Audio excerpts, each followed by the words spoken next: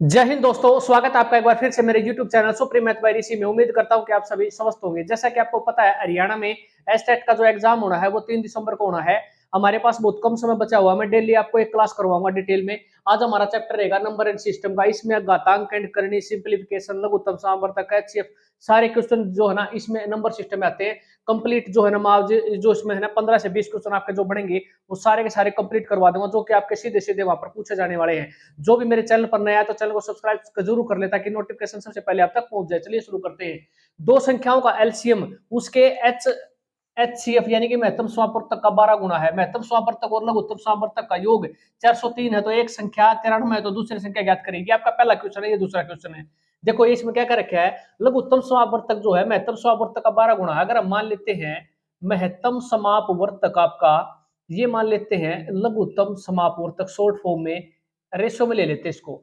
महत्तम समापवर्तक का 12 गुना है ये। अगर महत्तम समापवर्तक h मान लेते हैं तो ये कितना हो जाएगा 12h। अब क्या क्या रखा है, इन दोनों का योग कितना दे रखा था 403 क्या रखा है यहाँ पर, देखो ये दे रखा है 403।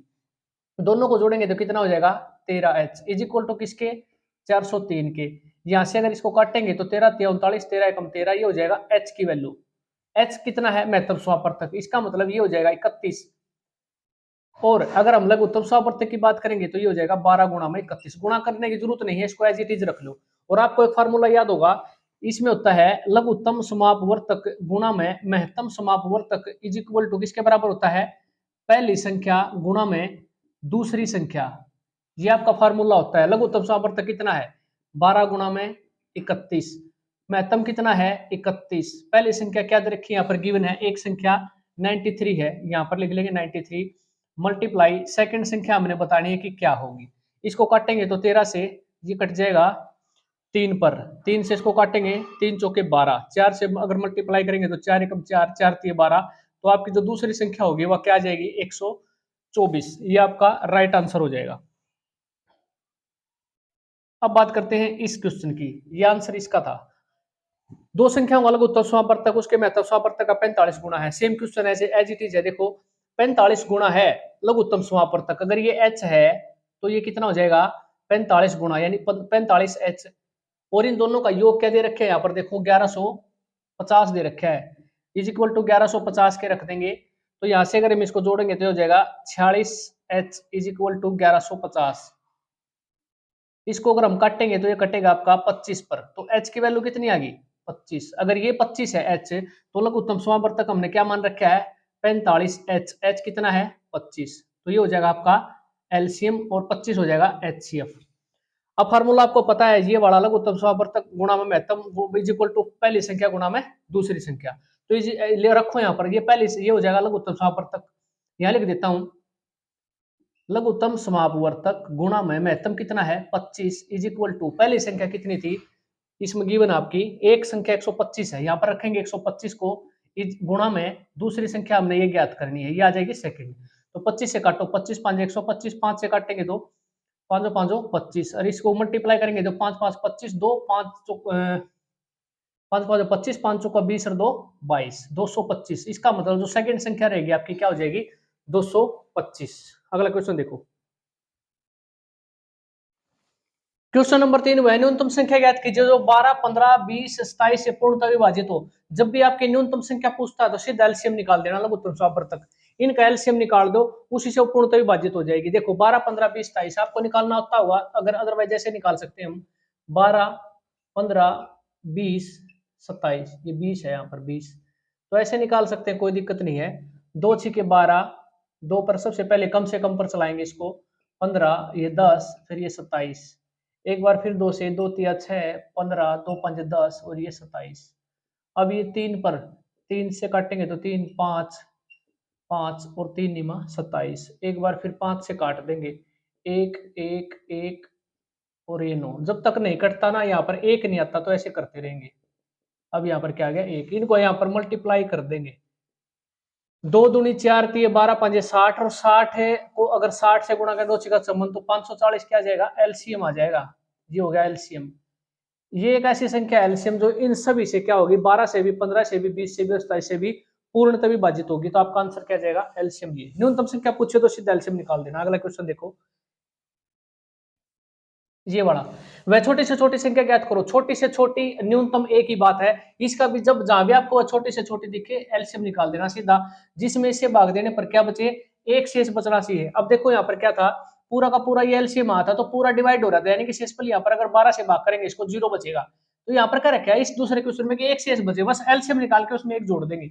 यहाँ पर देखो 6 7 8 9 और ये 12, इनका एलसीएम ले लेंगे, ऐसे निकाल लेंगे एक बार।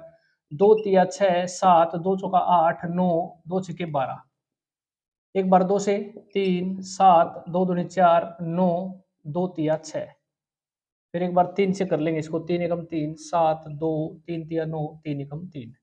अब देखो इनको मल्टीप्लाई कर दो, 2 दूनी 4 4 तिया 12 12 दूनी 24 24 तिया 72, 72 गुणा में अगर 7 7 दूनी 14 7 7 49 और एक 50, तो क्या आ गया 504। ये आपका एलसीएम आ गया, यानी कि इस संख्या से पूर्णतः विभाजित हो जाएगी। यह संख्या ऐसी है जो 6 से भी 7 से भी 8 से भी 9 से भी 12 से भी सभी से विभाजित हो जाएगी। लेकिन क्वेश्चन में पूछ रखा है कि एक शेष बचना चाहिए, अगर एक शेष बचना चाहिए तो इसमें क्या करेंगे, एक जोड़ देंगे तो आंसर आ जाएगा कितना 505। ये आपका राइट आंसर हो जाएगा।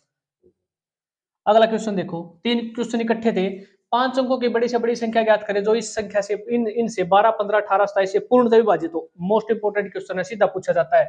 सबसे पहले क्या करेंगे, देखो 5 अंकों की सबसे बड़ी से बड़ी संख्या कौन सी होती है, देखो एक ये वाली होती है संख्या, 1 2 3 4 5 अंकों की सबसे बड़ी संख्या ये होगी आपकी। अगर हम इनका एलसीएम लेंगे, अब आपको एलसीएम निकालना आ गया, सीधा मैं इनका एलसीएम ले लेता हूं। इनका एलसीएम आ जाएगा आपका 540। तो इस 540 से जो एलसीएम आया है एक बार इससे डिवाइड कर देंगे, इसको डिवाइड करने के बाद देखेंगे क्या शेष बच रहा है, तो यहाँ पर आपको शेष बचेगा 99 शेष बचेगा। डिवाइड करके देखोगे तो 99 जो शेष बचा है ना, बस इसमें ये माइनस कर देंगे, यानी कि 5 अंकों की जो बड़ी से बड़ी संख्या जो हमने ली थी यहाँ पर 3 2 5, इसमें से 99 एलसीएम से डिवाइड करके देख लेना, जो शेष बचे इसमें से माइनस कर देंगे तो आपका आंसर सीधा आ जाएगा 99,900 है वह संख्या। ये आपका राइट आंसर हो जाएगा। ऐसे हम इसको सोल्व करेंगे। अगला क्वेश्चन देखो, 6 घंटियां क्रमशः 2 4 6 8 10 12 सेकंड के बाद बजती है, 30 मिनट में घंटियां एक साथ कितनी बार बजेंगी। अभी जो सीईटी का एग्जाम हुआ है 5 नवंबर 6 नवंबर को, उसमें एक क्वेश्चन पूछा गया था और बहुत सारे बच्चे इसको गलत करके आए थे। क्यों गलत करके आए थे वो देखो। सबसे पहले जब ये घंटियों वाला क्वेश्चन दिखता है ना, तो आपका ये क्या होता है, इनका एलसीएम निकालना होता है। 4 2 4 6 8 10 12, अगर मैं इसका एलसीएम ले लूंगा ना तो इसका एलसीएम हो जाएगा एलसीएम 120।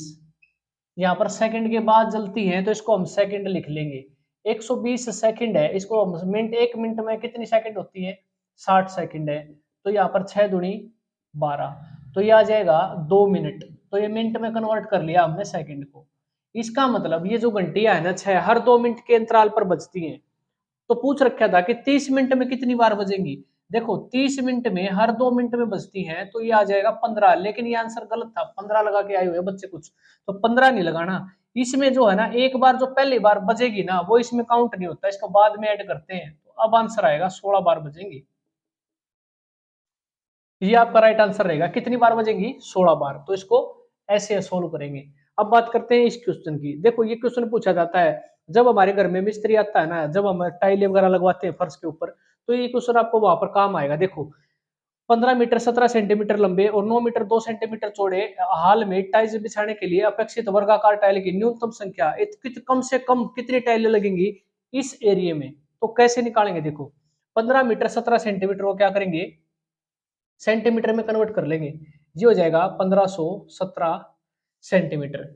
लंबाई तो ये होगी, चौड़ाई कितनी हो जाएगी 9 मीटर 2 सेंटीमीटर, 9 मीटर को 900 सेंटीमीटर हो गया और 2 वो जोड़ देंगे 902 सेंटीमीटर ये हो गया। लंबाई गुणा चौड़ाई आपको पता है एरिया हो जाता है, ठीक है, लंबाई गुणा चौड़ाई।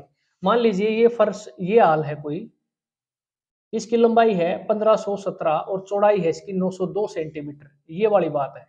अब बताना है कि इसमें बड़ी से बड़ी कितनी टाइलें लगाई जा सकती हैं इसमें, ठीक है, कम से कम कितनी टाइलें। अगर कम से कम की बात कर रहा है तो इसका मतलब टाइल टाइल का साइज बड़ा होना चाहिए, और बड़े के लिए क्या करेंगे इन दोनों का एचसीएफ निकाल लेंगे। क्या निकालेंगे एचसीएफ, और इन दोनों का आपको अगर 1517 और 902 अगर इनका एचसीएफ निकालना हो तो क्या आ जाएगा 41 41।